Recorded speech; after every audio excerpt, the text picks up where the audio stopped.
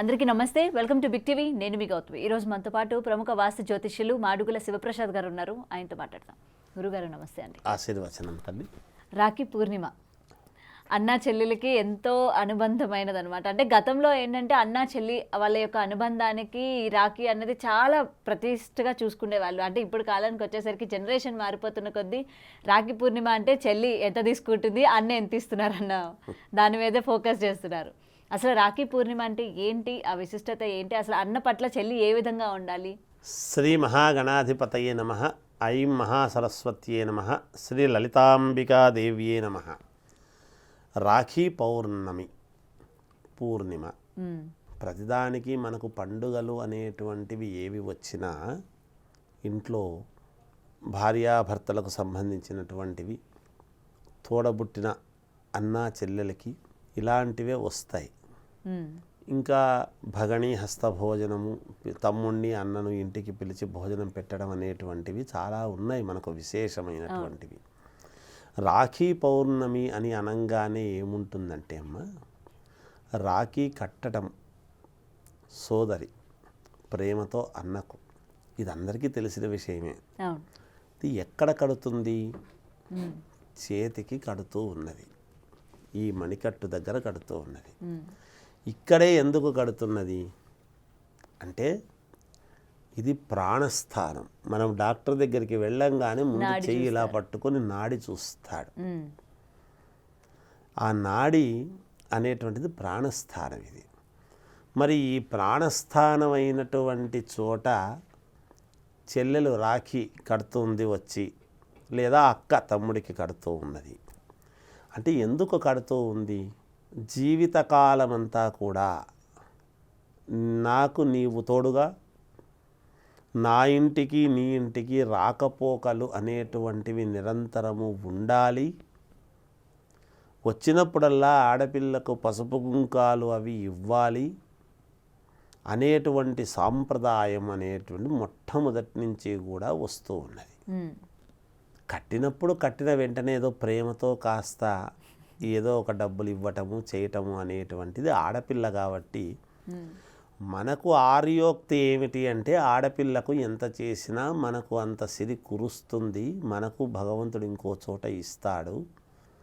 అంటే వీళ్ళ ఇంట్లో ఉండేటువంటి ఆడపిల్ల కూడా, భార్య కూడా ఇంకొక చోట నుంచి వచ్చి ఉంటుంది కదా, ఈమె అక్కడి నుంచి తెచ్చుకుంటుంటుంది, మన ఇంటి నుంచి మన ఆడపిల్లకి ఇస్తుంటాము, అక్కడి నుంచి మళ్ళీ ఇంకొకరు, ఇలా ఒక చైన్ వ్యవహారం అన్నమాట. ఇది వ్యవస్థ. అలా రాఖీ పండుగ అనేటువంటిది వస్తుంది అంటే అన్నా చెల్లెలకు రక్త సంబంధము. ఇక్కడ నాడి ఏమిటి, రక్తము సరిగ్గా ప్రసరిస్తుందా లేదా, ఏమిటి, ఎలా జరుగుతుంది అనేటువంటిది అంతా కూడా వ్యవస్థ. డాక్టర్ పట్టుకోగానే ఏమి లోపమో చెప్పేస్తాడు. అందువలన కష్టసుఖాలలో, కష్టములోను సుఖములోను, నేను చిన్నతనములో మన తండ్రి సంపాదించకపోయి ఉండొచ్చు, మనము పెద్దవాళ్ళమైన తర్వాత నేను సంపాదించుకొని ఉండవచ్చును. అయితే నేను సంపాదించినటువంటి దాంట్లో నా చెల్లెలు నా తోడబుట్టినది అనేటువంటి భావనతో కాస్త 10 రూపాయలు ఇచ్చి ఆమె సంతోషముగాను సౌభాగ్యవతిగాను ఉండేట్టుగా చూడవలసినటువంటి బాధ్యత నా మీద ఉంది అని గుర్తు చేయటం తప్పు కాదు కదా. కాదు, ఇది పాటించాలి కదా ప్రతి వాళ్ళము.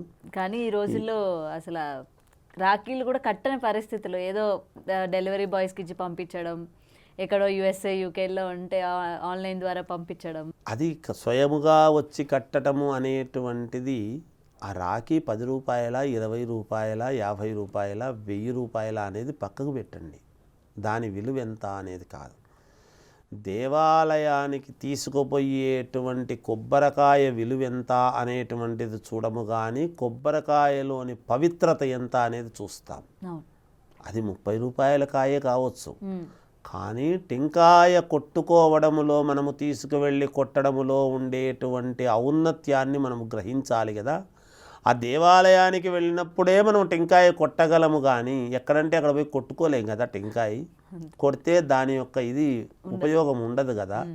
అలాగే రాఖీ యొక్క విలువ ఎంత అనేది కాదు, రాఖీ తెచ్చి కడుతూ ఉండేటువంటి సోదరి మనస్సు ఎంత గొప్పది అనేటువంటిది ఇక్కడ కావాల్సి, అవును. ఇక్కడ మిగతాది కాదు. అందువలన ఇక్కడ వాళ్లకు వెనక పుట్టినటువంటి వాళ్లకు, మన ముందు పుట్టినటువంటి వాళ్ళకు, ఒకవేళ ఆమె ముందు పుట్టింటే ముందు పుట్టినటువంటి వాళ్ళకు 10 రూపాయలు ఇచ్చి ఆదరించడంలో, కష్టసుఖాలలో నేనున్నాను, వివాహమైంది ఇంకా నువ్వు ఇంకొకరింటికి వెళ్ళావు, మాకు సంబంధం లేదు అని మనం అనుకుంటే, మన ఇంటికి వచ్చినటువంటి భార్యను కూడా ఆమె పుట్టినింటిలో ఇలాగే అనుకుంటే ఎలా ఉంటుంది అనేటువంటిది ఒక్కసారి మనము ఆలోచన చేయాల్సినటువంటి విషయం. అటువంటివి ఉండకూడదు. ఎప్పుడూ రాకపోకలు, బంధుత్వము అనేటువంటిది ఉండాలి. నేను సంపాదించింది నాకు మాత్రమే, మీకు కాదు అనేటువంటి దృక్పథము రాకూడదు. ఎవరు ఏమీ ఇదయ్యేటప్పుడు ఎవరేం తీసుకువెళ్ళేది లేదు. కానీ రక్త సంబంధం అనేటువంటిది ఒక గర్భవాసమందు ఒక తల్లి కడుపున పుట్టినటువంటి దానికి మనము ఒకరినొకరు ప్రేమతో, అనురాగముతో వాళ్లను దగ్గర తీసి, కష్టసుఖాల్లో నేనున్నాను, నేను ఉంటాను నిరంతరము, నా కంఠములో ప్రాణం ఉన్నంత వరకు నేను ఉంటాను అని చెప్పడములో ఆ రక్త సంబంధము యొక్క బాధ్యతను గుర్తు చేసేటువంటిదే. కానీ దీన్ని ఇంకా ఈ సమయమా, ఆ సమయమా, ఇంకో సమయమా అని, ప్రేమకు సమయము లేదు. సోదర సోదరీమణుల దగ్గర ప్రేమకు సమయం అనేటువంటిది ఏమీ లేదు. ఆ ప్రేమతో ఆమె వెళ్ళి సమయానికి కట్టడం, ఆ రోజు రాఖీ పౌర్ణమి రోజు అంటే ఎందుకు అంటే, పౌర్ణమి రోజు నిండు పౌర్ణమి, పౌర్ణమి చంద్రుడు, చంద్రుడు మనఃకారకుడు కాబట్టి మనస్సు చాలా సంతోషదాయకముగా ఉంటుంది. పౌర్ణమి నాడు ఆహ్లాదకరముగా ఉంటుంది. అటువంటిది సోదరుడు, ఈమె లక్ష్మీదేవి వలె, ఆ సోదరుడు చంద్రుడి వలె అనేటువంటి భావనతో వీళ్ళిద్దరూ సముద్ర గర్భములో నుంచి ఉద్భవించినటువంటి వాళ్ళే చంద్రుడు, లక్ష్మీదేవి. అందువలన ఆ లక్ష్మీదేవి, చంద్రుడు అనేటువంటి వాళ్ళ యొక్క సోదరత్వం ఎలా అయితే ఉన్నదో, సోదర సోదరీమణుల యొక్క బాంధవ్యం ఎలా ఉన్నదో, అలాగే మనకు కూడా మానవాళి అలాగే ఉండాలి అనేటువంటి భావనతో పౌర్ణమి నాడు ఈ రాఖీ పండుగ అనేటువంటిది పెట్టుకొని కట్టడం అనేటువంటిది జరుగుతున్నది. కనుక మీ వంతు ₹1 ఇవ్వండి, ₹10 ఇవ్వండి, మీ శక్తి అనుసారం. 500 రూపాయలు జీతం వచ్చేటువంటి వాడు ఒక్క ₹10 ఇవ్వండి.